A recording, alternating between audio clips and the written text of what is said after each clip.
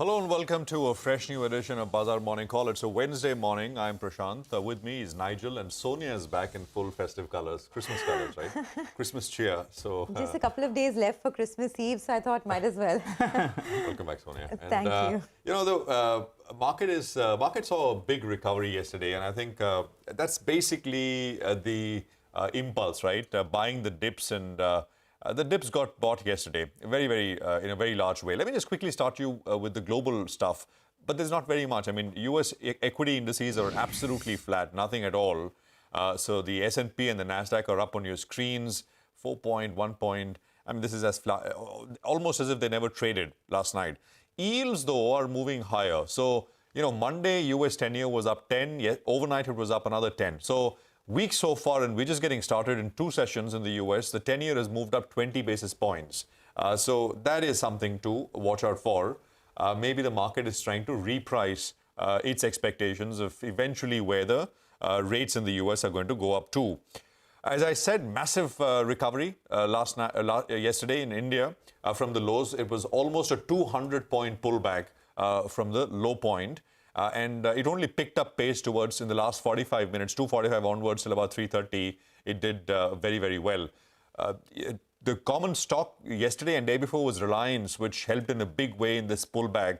On the way up on the Nifty, the hurdle zone still remains around 18,435 to 18,525.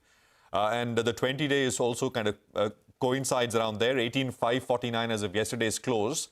So you know where kind of supply and potential supply starts to come in. On the way down, yesterday's low, 18,202, 18,244. I mean, that broadly is the support zone to watch out for. Bank Nifty closed once again above the 20-day moving average. I mean, slightly above, but it's around that particular zone. So that, again, is an important level. Banks generally have been stronger. Last few sessions, that thesis was put into doubt, but let's see. Yesterday's low on the Bank Nifty at 42,955 and the 40-day exponential moving average at 42,478 are the very near-term, very short-term support levels to watch out for.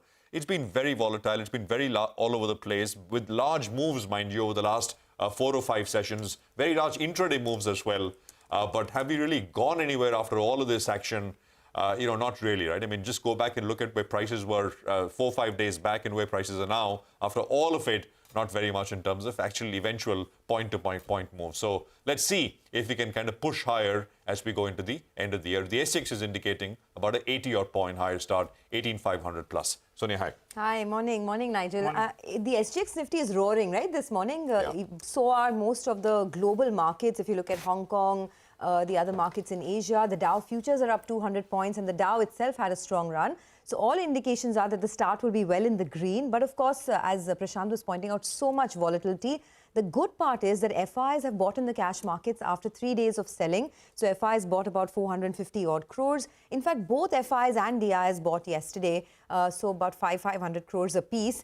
And the Nifty had this massive recovery. Now the Nifty is also holding on to the November low of 18,030 and the 50 DMA of 18,120. The next big Q, amidst all this volatility, I think it's also year-end, so you won't get any major Q for the next maybe 1 week or so. The next big Q to watch from a local standpoint is the earnings season that kickstarts on the 12th of Jan. You have Infosys, HCL Tech that come out with their results on the 12th of Jan, followed by HDFC Bank on the 14th. And the list so far has ABB and Bosch that come out on 10th and 14th of February, but I'm sure there are plenty of others in the interim. But that's the next big cue to watch. And purely for today, of course, the market will open well in the green. But let's see, because it has been a very volatile run. There are still some headwinds from China. I mean, I was reading a headline which said that there are 1 million COVID deaths expected in 2023 because of the pandemic in China. That is definitely going to have some repercussion on global markets. So we're going to keep all that on our radar. But for today, starts in the green. Well, that's right. You know, Sonia, Prashant, every day when I go home, we listen to Christmas carols, right? And there's this one Christmas carol. It's beginning to look a lot like Christmas, right? This time for the markets, it's not yet started looking like Christmas. But we're getting to the seasonally strong period. That's between 15th of December to 15th of January. And traditionally, the last 6-7 years, you've seen very good returns, barring 2018. Otherwise, you've had very good returns. So the 6-year average should come up for you between 15th of January to 15th of December to 15th of January. And the headline does well, the mid cap and the small caps do well. Let's see whether or not it'll do well, because as we speak, it's actually mildly negative from December 15 till now. So just keep that in mind. But getting back to yesterday's recap, it was a good recovery. The bulls, they wanted to defend that 18,200 odd mark. The Nifty Bank is hovering around the 20 DMA. Let's see which side it wants to break of that. And the advanced decline ratio, well, intraday it turned a little bit ugly, but by the end of it, it was almost, 1:1. So that's good news as well. The Nifty premium, we were talking about that at the start of the series. It was more than 100 points. It's come to a more realistic level of around 39 points odd. There is some rolls as well that are taking place, given that volumes will be quite light. On the Nifty Bank, yesterday the open interest is down by close to around 10%, so there was some unwinding of positions out there. But the FIs, they added shorts, close to around 17,000 short contracts, and they unwound some longs. And now that's a big change, because they're net short on the index, which is contrast to what we saw at the start of the series. On the index option side, well, they bought some puts in case things go wrong. Well, they have some protection out there. And they wrote calls. That could be seen that maybe at higher levels, we'll see some bit of supply.